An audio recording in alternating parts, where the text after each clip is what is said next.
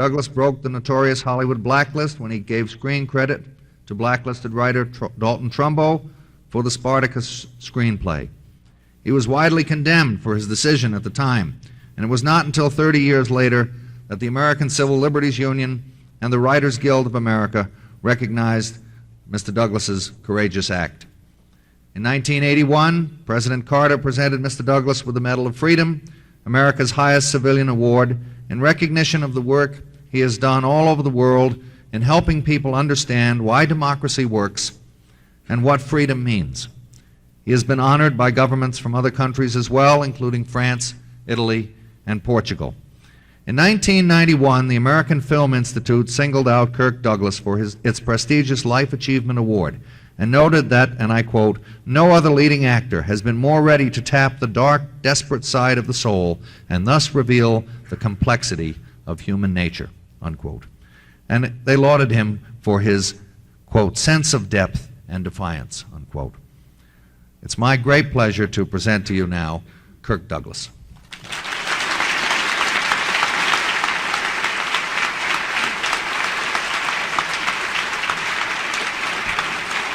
Thank you. Ooh.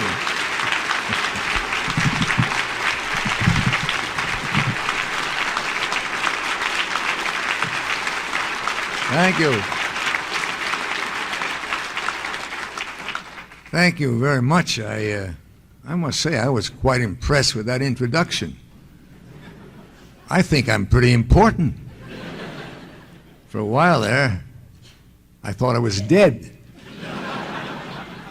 But you know, I'm really touched, deeply touched, that it's the students, the young people of the University of Colorado that have rediscovered Dalton Trumbo, not only in his writings, but by what Dalton Trumbo means.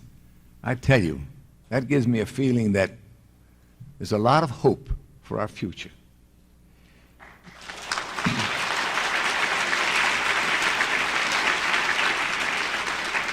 You know, on the way down here, I thought a lot about what would Dalton Trumbo say if he were here today. I was very interested with the comments that his son Chris made, because I guarantee you that whatever he said would be funny. Because if there's anything that stands out in my memory about Dalton, besides his genius for writing, it was his sense of humor. You know, Cleo, you in the other room, I can remember him so well, seated at his typewriter. A parrot, which was a gift that I gave him, was perched on his shoulder, and a cigarette holder rakishly tilted in his mouth. You know, I can imagine if he were here saying, "Well, Kirk, you expected sunshine, huh?"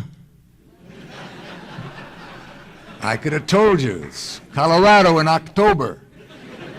It rains. Well, I can imagine him saying a fountain. They're naming a fountain after me. With my luck, there'll be a drought and they'll shut off the water. Well, I'm glad you're laughing, because Dalton would have liked it that way.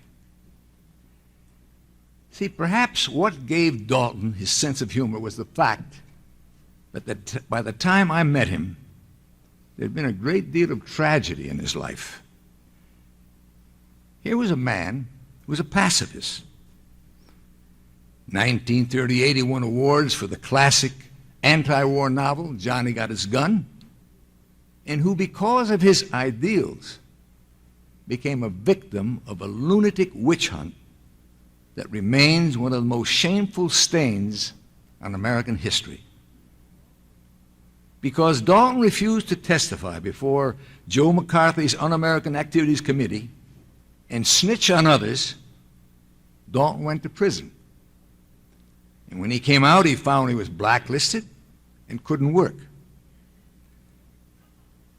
But Dalton Trumbo had the last laugh. He simply made fun of the hypocrisy of it all. And his hypocrisy was exactly what the whole charade was about. Hollywood moguls, you see, while blacklisting Dalton, couldn't go without the genius of his writing. So they were quite happy to employ him as long as they didn't have to have direct contact with him, as long as he didn't show his face around the studio, and as long as he wrote under an assumed name.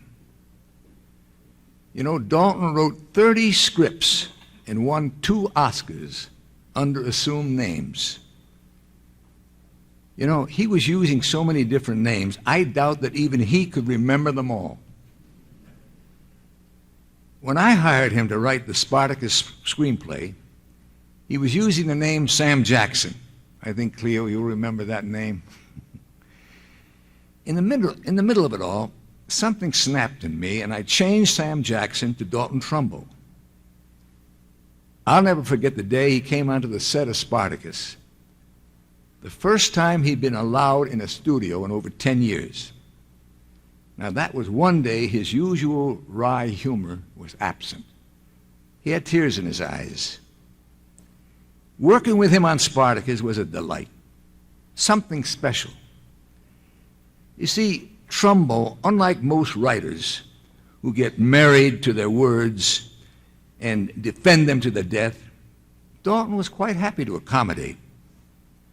If you didn't like something, he'd just crumble the offending page, pitch it in the wastepaper basket. He rarely missed. He'd roll in a fresh one and try again. He had to do a lot of that with Spartacus, with stars like Laurence Olivier, Charles Laughton, Peter Ustinov, all pounding on him for changes. I did a little pounding myself. But there were things about Spartacus that he refused to change, even though pressed by director Stanley Kubrick.